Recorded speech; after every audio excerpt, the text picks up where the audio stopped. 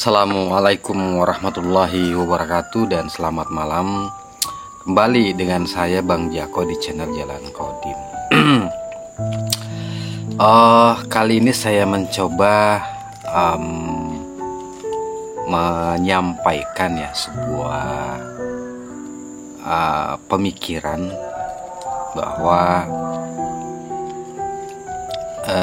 sebagaimana di konten saya sebelumnya mengatakan bahwa jikalau ingin masuk di alam kodim untuk melakukan perjalanan rohani, maka mau tidak mau kita harus beserta dengan seorang guru ya, seorang guru pembimbing rohani ya, karena situasi alam kodim itu adalah sesuatu yang sifatnya undeskriptif, undefinitif dan unlimited gitu.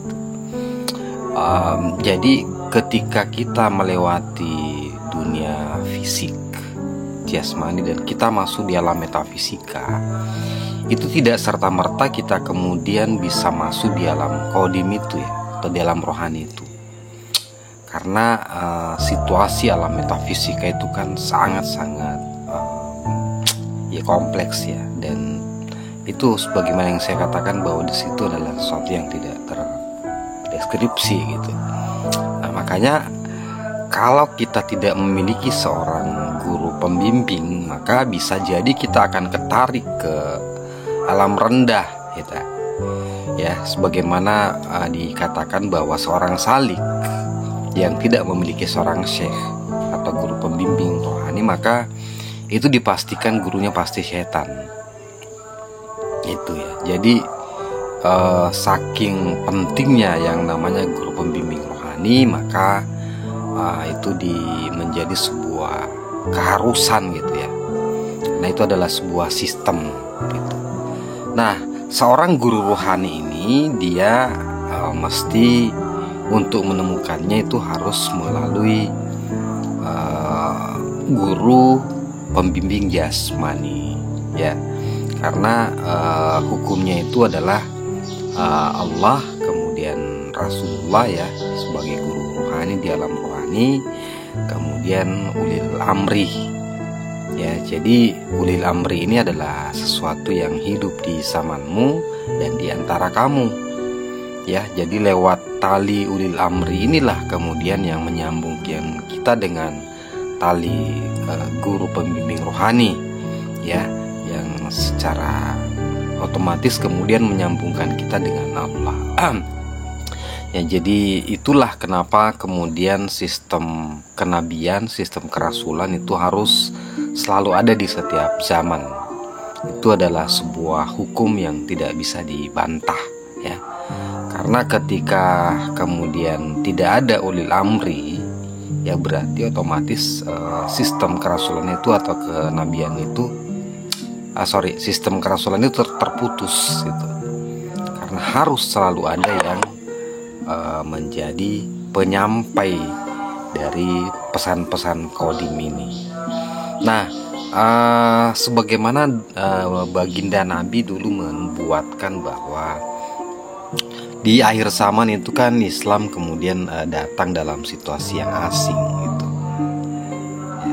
Nah, terkait dengan hal itu saya ingin menyampaikan sebuah pemikiran bahwa untuk menemukan seorang guru pembimbing jasmani ya, itu salah satu kriterianya ya, saya katakan salah satu ya, guru pembimbing jasmani itu atau ulil amri itu harus punya banyak haters atau pembenci ya.